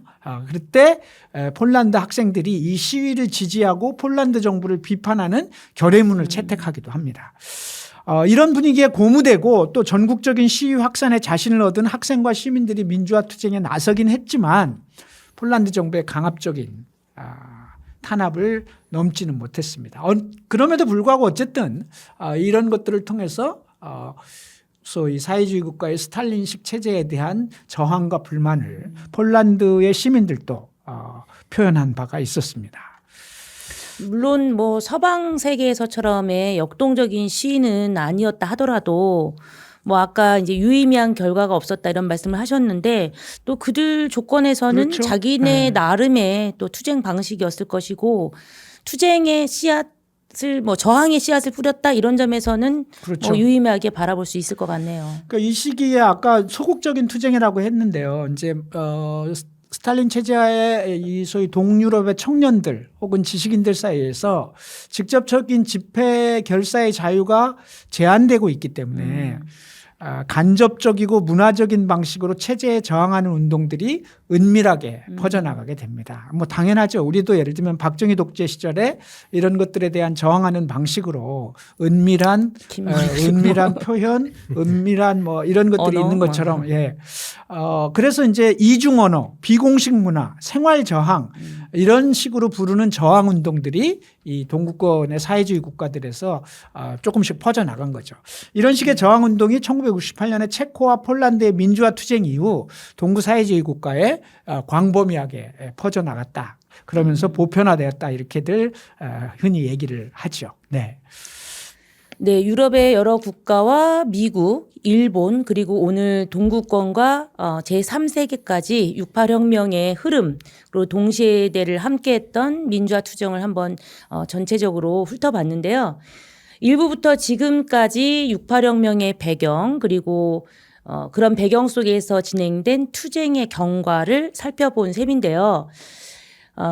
우리가 자칫 그 68혁명을 그냥 그저 투쟁의 뭐 한 장면으로만 기억하지 않도록 68혁명의 성격, 뭐 68혁명의 의미 이런 걸 좀 정리를 하고 지나갔으면 좋겠습니다. 네, 그럼 좀 정리를 이제 좀 쭉 나라를 봤는데요. 자꾸 머릿속에 쌈박질하고 뭐 돌 던지고 하는 장면만 남아 있을까봐 이것이 갖고 있었던 그 시기의 좀 투쟁의 특징들을 좀 정리를 한편 했으면 좋겠어요. 저는 막을 내린 장면만 남아요. 크게 보면 투쟁의 의제나 구체적인 행동은 학교의 민주화 투쟁, 반제국주의 연대화 투쟁, 미국의 흑인 인권운동 이런 직접적인 행동으로 나타낸 투쟁의 양상이었지만 그것이 담았던 정신은 자본주의 체제가 만들어 놓은 소비사회에 대한 거부, 기성질서에 대한 전면적인 저항, 그다음에 욕망의 해방을 통한 일상에서의 혁명, 사회적 소수자의 권리 옹호, 제한 없는 표현을 기치로 건 문화예술의 새로운 실험 이런 것들이 다 총체화되어 있는 정신을 담고 있는 거잖아요. 근데 이런 정신을 담으면서 그런 투쟁들을 해갈 때 이 투쟁에 몇 가지 특징이 있었습니다. 그 특징이 첫째는 시위, 데모, 운동 이런 것들을 무슨 엄숙한 무슨 비장함이라기보다는 하나의 축제로 만들었다는 특징이 있습니다. 68혁명을 상징하는 단어가 바리케이트인데요. 68혁명은 전통적인 방식의 시위와는 다르게 일정한 형태의 공간을 확보하고 그것이 학교 아니든 학교 밖이든 그리고 바리케이트 안에서 그 해방구를 만들고 그 안에서 자유로운 소통과 연대를 통해 각 개인의 해방감을 만끽하는 축제의 자리로 만들어갔다라고 하는 것이 이 투쟁의 특징이었고요.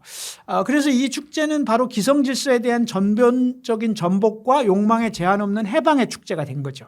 그래서 이제 뭐 68에 우리가 많이 보는 금지하는 것을 금지하라. 바리케이트는 거리를 차단하지만 길을 연다.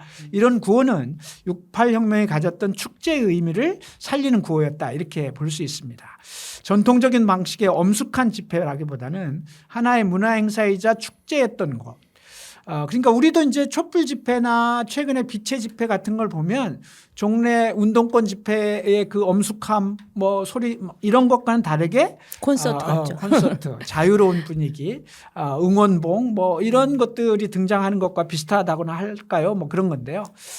그렇다 하더라도 68혁명과 같은 파격은 사실 우리가 촛불이나 빛의 혁명에서 그 정도의 파격까지는 만들어내지는 못했던 것 같습니다. 저는 네. 이 해방구라는 단어가 너무 좋아요. 네. 우리에게도 그런 집회 내에서 해방구가 있었다면 더 좋았겠다라는 아쉬움이 들죠. 네.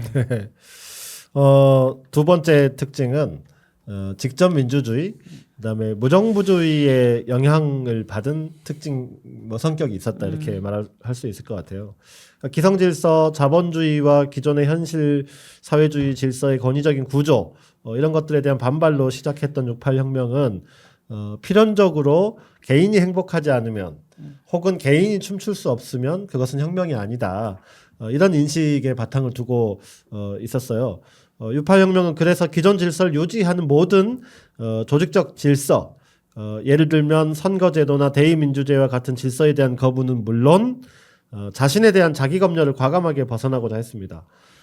따라서 68 혁명은 개인의 다양한 생각과 상상력을 통제하는 어떠한 체계적인 조직적 틀도 만들지 않으려고 노력했어요. 그래서 68 혁명이 등장했던 이런저런 조직들, 예를 들어서 미국 SDS, 또 독일의 SDS, 일본 전공투 이런 것들도 요즘 우리가 쉽게 생각하는 이런 류의 조직이라기보다는 개인들의 연합으로서의 연합, 예. 성격이 더 강했다. 이렇게 얘기를 할 수 있을 것 같고, 독일의 SDS가 그들 스스로의 운영도 그랬지만 새로운 사회 질서로서 평의회 민주주의를 주창한 것도 바로 이런 맥락이다 이렇게 말할 수 있을 것 같아요. 어떤 사람들은 이로 인해서 68 혁명이 즉자적이고 가시적인 성과를 얻지 못하는 약점 아니냐 이렇게도 얘기하고요. 또 지속성 또한 한계가 있었다 이렇게도 평가를 하는데, 이런 운동 방식이 가져다 준 각 개인의 다양한 생각과 상상력이 이후에 다른 세계의 가능성을 열고 또 새로운 사회운동의 지평을 열었다 이렇게도 평가할 수 있을 것 같습니다. 선거는 어리석은 자들을 위한 함정이다. 우리 안에 잠자고 있는 경찰을 없애야 한다. 이런 류의 구호들이 있었어요. 이런 구호들이 바로 이런 특징을 잘 나타내는 표현들이었다 이렇게 말할 수 있을 것 같습니다. 그 68 혁명 당시에 그 수많은 구호들, 학교 담벼락, 거리 이렇게 붙어있던 그 구호들 모음집을 본 적이 있는데 정말 창의력이 돋보이고, 특히 저는 아까 앞서도 춤추는 얘기가 나왔는데 그 20세기 초에 미국의 무정부주의자이면서도 페미니스트였던 엠마 골드먼, 내가 춤출 수 없다면 혁명이 아니다. 우리한테 이제 그렇게 전해지는데, 저는 영어 원문에 나는 part of revolution이 되지 않겠다. 이 표현이 저는 더 마음에 들더라고요. 혁명의 정의를 아주 뚜렷하게 보여준 것 같아요. 개인의 행복과 혁명의 관계. 또 러시아의 유명한 무정부주의자 바쿠닌, 파괴의 열정은 창조적 희열이다. 이런 거 진짜 말이 너무 멋지지 않나요? 예. 이렇게 무정부주의의 전통하고도 연결이 되는 것 같은데요. 또 특징을 좀 더 살펴볼까요? 네, 지금 두 개 얘기했는데요. 하나 더 얘기하면 반권위주의 또한 주요한 특징이었다 이렇게 볼 수 있는데요. 학생들은 이제 모든 위계적 질서에 대한 거부를 68 혁명의 과정에서 끈질기게 추구해 갔죠. 학생들의 반권위주의는 학교에서의 교수와 교사 중심의 권위주의에 대한 거부로부터 시작해서 여성과 청소년에 대한 가부장적 권위주의, 약소국에 대한 강대국의 권위주의, 제국주의죠. 자연에 대한 인간의 권위주의, 그다음에 소수자에 대한 다수자의 권위주의, 여기에다가 기존의 이데올로기가 강제하는 이데올로기 권위주의에 대한 거부까지 모든 권위에 대한 거부가 68 혁명의 주요한 특징이었다 이렇게 볼 수 있습니다. 가장 대표적인 게 말씀드렸다시피 68 혁명에서 대표적인 권위주의의 상징은 대학이었습니다. 네. 학생들은 교수의 독단적인 지식 독점과 시험이라는 평가, 그리고 소비사회의 하수인을 만드는 엘리트 교육에 대해서 거부했죠. 학교 운영과 관련해서 그래서 집회와 학생 자치활동에 대한 학교 당국의 검열과 허가를 학문과 토론회자에 대한 자유의 억압으로 이렇게 보고 투쟁했던 거고요. 또 68혁명의 반권위주의의 주요 타겟이 가부장적 권위주의였던 거죠. 남성 중심의 가부장제. 가정에서 아버지로 대표되는 권위와 규율이 곧 남성 중심으로 이어져 온 사회적 위계의 근원이다. 그리고 또 그것이 자본주의 체제의 낡은 질서의 핵심이다. 이렇게 보면서, 그렇기 때문에 그 연장선에서 여성들은 이런 가부장제가 성차별의 근원이라고 주장하면서 성평등 사회를 지향하게 되는 거죠. 강대국의 약소국에 대한 권위주의 반대 투쟁, 이건 뭐 여러 차례 얘기했지만 제국주의, 반제국주의 투쟁, 베트남전 반대 투쟁, 이런 특징을 보여주게 되죠. 학생들은 또 이윤이 지배하는 자본의 권위에 대한 거부 운동, 또 반자본주의 운동을 사실상 하는 거죠. 그래서 이제 기존의 구좌파가 생각했던 반자본주의를 통한 사회주의 혹은 공산주의 이런 게 아니라 단지 계급 간의 대립으로부터의 해방이 아니라 자본주의 체제가 초래한 모든 물신화, 모든 기존 질서, 모든 인간 사회를 거부했다라고 하는 측면에서 자본의 권위에 대한 거부 운동이기도 했지만 새로운 사회를 위한 운동이기도 했다라고 하는 거고요. 또 하나의 권위는 아까 말씀드렸지만 자연에 대해서 인간이 하는 권위주의, 소위 말하면 생태와 환경에 대한 폐악에 혹은 핵무기 개발 이런 것들에도 역시 권위주의라는 관점에서 비판해 나갔다라고 하는 문제이죠. 특히 이 환경 생태 운동은 6.8 이후부터 사실 그 맹아가 형성되면서 오늘의 환경 생태 운동이 와 있다고 볼 수 있는데요. 자연에 대한 인간의 지배, 이것은 어떤 의미에서 보면 백인에 대한 흑인의 인종적 지배, 또 어떤 의미에서 보면 적자 생존의 진화론적 권위주의에 대한 거부로 연결되었기 때문에 이것이 인종차별 문제와 소수자와 장애인 운동의 주요한 이론적 기반도 되었다 이렇게 볼 수 있습니다. 이때 무의자연을 좀 수출했어야 되는데 그랬어요. 그러니까요. 그렇죠? 말하자면 그런 거죠. 어쨌든 이런 맥락에서 6.8 혁명의 과정 속에서 아버지를 죽여라. 30이 넘은 사람은 아무도 믿지 마라. 도망쳐라. 낡은 세계가 너를 뒤쫓고 있다. 자신을 희생하라고 요구하는 혁명은 아버지 세대의 혁명일 뿐이다 라는 구호가 나왔던 것은 바로 이런 특징적 요소들을 반영한 구호였다 이렇게 볼 수 있습니다. 네, 지금 이제 특징을 몇 가지 살펴봤는데 바리케이트, 해방구 이런 문화를 통해서 본 축제 같은 또 자기 해방의 그런 특징이 있었고 무정부주의 또 반권위주의 이런 특징을 살펴봤는데요. 그 중간중간의 구호, 학생들이 자신들의 생각을 어떻게 표현하고 있는지 이런 구호들을 통해서 잘 드러난 것 같습니다. 좀 더 살펴볼 특징이 있을까요? 네, 뭐 6.8 혁명은 뭐 여러 가지 특징이 있는데 또 한 가지 더 말씀드려 볼 수 있는 것은 개인의 욕망에 대한 자유로운 발현, 또 상상력의 해방이라는 특징이 있습니다. 6.8 혁명은 기존 권위에 대한 파괴의 한 형태로 개인의 욕망에 대한 제한 없는 자유를 옹호했어요. 또 이런 자유를 위한 상상력의 해방을 촉구했습니다. 이런 인식을 기반으로 그동안 억압되었던 성적 욕망에 대한 자유로운 표현 그리고 프리섹스가 또한 6.8 혁명의 한 흐름으로 자리를 잡았습니다. 너희들의 바지 지퍼를 여는 그만큼 자주 너희들의 두뇌도 열어라. 이게 뭐 기존의 어떤 저항 담론에서는 듣기 힘든 말이에요. 그렇죠. 네. 또 이런 것도 있습니다. 섹스를 하면 할수록 그만큼 더 혁명을 하고 싶고 혁명을 하면 할수록 그만큼 더 섹스를 하고 싶다. 이건 뭐 요새 데모하다가 이런 얘기 했다고 생각해 보세요. 네. 그러니까 이런 구호가 바로 이제 위에서 말한 그런 인식을 상징적으로 드러낸 구호였는데요. 6.8 세대에게 혁명은 거대하고 엄숙한 어떤 이데올로기가 아니라 불필요한 억압을 타파하는 것이었다. 두려움 없는 최고 형태의 자유를 의미하는 것이었다. 이게 이제 굉장히 뭐랄까 이전의 전통적인 의미의 저항, 뭐 투쟁 이런 거하고는 매우 다른 거거든요. 그러니까 이런 인식은 성해방을 위한 자유로운 섹스, 또 주거 공동체, 마약의 자유로운 복용, 비트나 락과 같은 새로운 음악에 대한 열광으로도 이어졌고요. 히피 문화라고 하는 또 큰 문화적 흐름을 만들기도 했습니다. 네, 이 6.8 혁명의 주요한 특징 중에 하나입니다. 이것을 뭐 우리가 여기 입에 담기 약간 불편한 얘기들이 있다고 해서 피해갈 문제가 아니고 이 자체가 어쨌든 6.8이 했던 거고 이게 이제 일정하게 부작용 내지는 부정적으로 보는 견해들 수 있지만 6.8이 담았던 정신 자체가 기존 질서에 대한 거부라고 하는 것의 연장선에 있었다라고 하는 점을 이해하면 좋겠고요. 저 불편해하시는 것 같아서 제가 안 불편하게 말씀드리자면 저는 혁명에 대한 열정과 삶에 대한 어떤 기본적인 욕망은 같은 거다라고 이해하고 있습니다. 네. 안 불편해요. 어쨌든 상상력을 해방하자라고 하는 거죠. 생각할 수 있는 것에 제한을 두지 말자라고 하는 거고, 단지 개인의 욕망의 해방만을 의미하는 것 혹은 제한 없는 자유만이 아니라 바로 세상을 바꾸는 모든 기존의 질서를 전복하는 가장 중요한 권력, 그것이 바로 상상력이다라고 그렇죠. 보았던 거죠.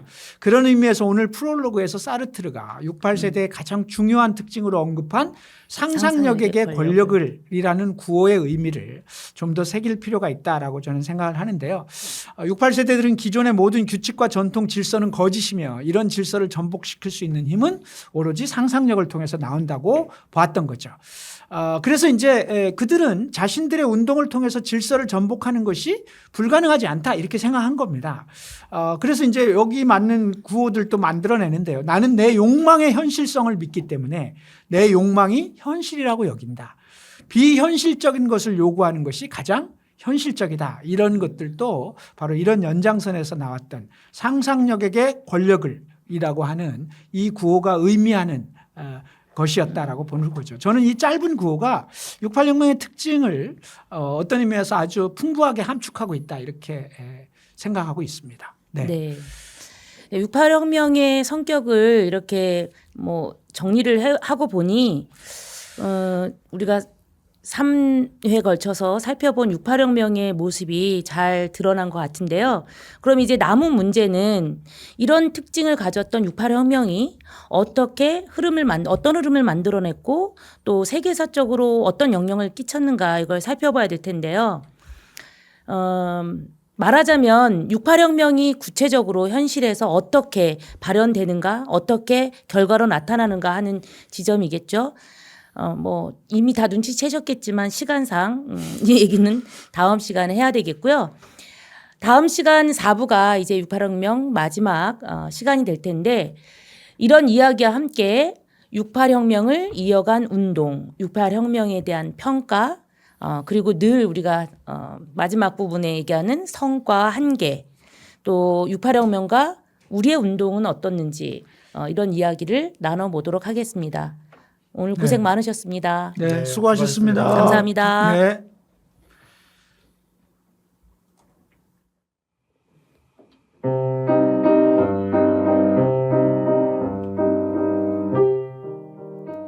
우리는 젊었고 무모했고 거만했고 어리석었고 고집도 셌다.